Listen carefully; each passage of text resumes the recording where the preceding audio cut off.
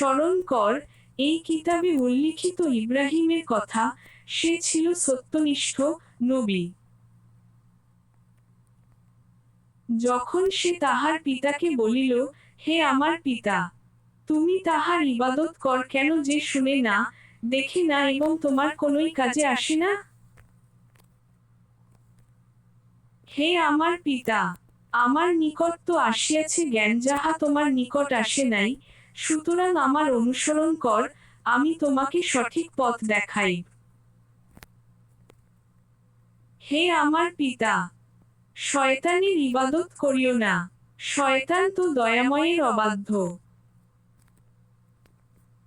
হে আমার পিতা, আমি তো আশঙ্কা করি যে, তোমাকে দয়াময়ের শাস্তি স্পর্শ করিবে, তখন তুমি হইয়া পড়িবে শয়তানের বন্ধু।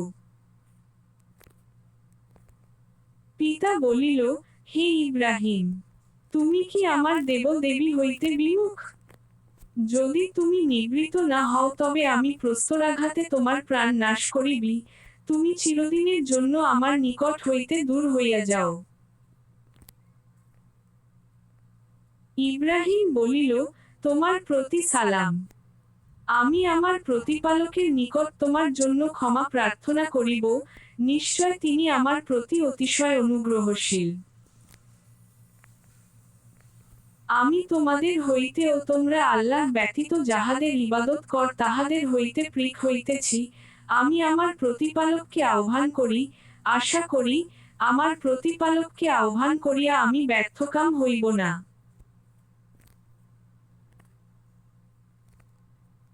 অতঃপর সে যখন তাহাদের হইতে ও তাহারা আল্লাহ ব্যতীত যাহাদের ইবাদত করিত সেই সকল হইতে পৃথক হইয়া গেল, তখন আমি তাহাকে দান করিলাম ইসহাক ও ইয়াকুব, এবং প্রত্যেককে নবী করিলাম। এবং তাহাদেরকে আমি দান করিলাম আমার অনুগ্রহ ও তাহাদের নাম যশ সমুচ্চ করিলাম। স্মরণ কর, এই কিতাবে মুসার কথা, সে ছিল বিশেষ মনোনীত এবং সে ছিল রাসূল, নবী। তাহাকে আমি আহ্বান করিয়াছিলাম তুর পর্বতের দক্ষিণ দিক হইতে, এবং আমি অন্তরঙ্গ আলাপে তাহাকে নৈকট্য দান করিয়াছিলাম। আমি নিজ অনুগ্রহে তাহাকে দিলাম তাহার ভ্রাতা হারুনকে নবীরূপে।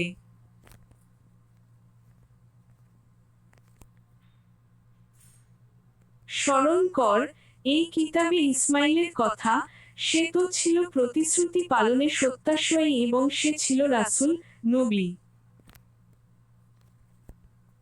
সে তাহার পরিজনবর্গকে সালাত ও যাকাতের নির্দেশ দিত এবং সে ছিল তাহার প্রতিপালকের সন্তোষভাজন।